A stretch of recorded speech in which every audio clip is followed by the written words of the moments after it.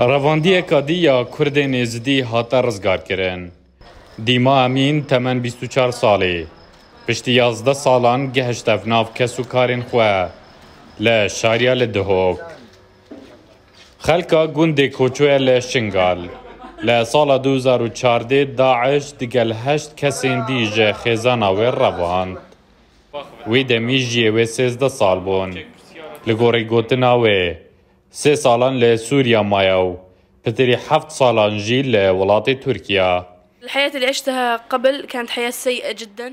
او جيانا استيدا قالك خرابو ومن جورن اشكن جيديتن زاروكتيا من جمندزين خونين من جمندزين وجيانا من ويران كرن از السرفيه كيلوان نابورم روجا وان لجم خديه وخديج زوردارم بلناكه از ايرو قالك هب خوشم جبركو از وگريام نف كسوكارن خوا بشتي دمك دريش بشتي نيزيك 11 سالان از وگريام نف مالبات وغلاطي خوا از الغريبيه جيام ومن خرابترين روج درباس كرن.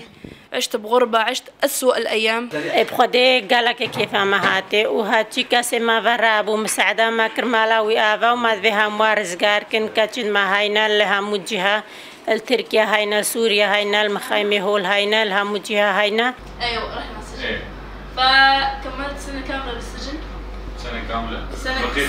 سنة ويومين.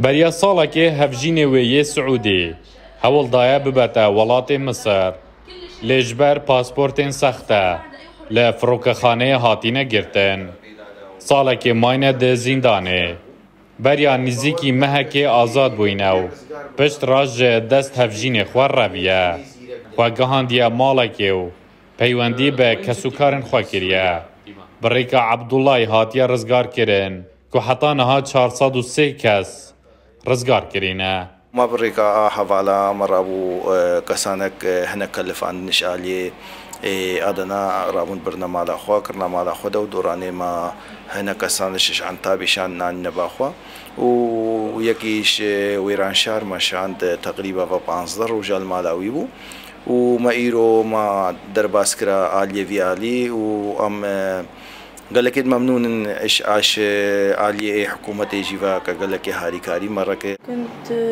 مع شوقي داعش جمالباتا ديماي دايكو خيشككو دو براتوي هاتينا رزگار کرن هشتا بابو دو برات ديجي چار نویسنا دیارن نایف رمضان روداو کمالگاه شاریا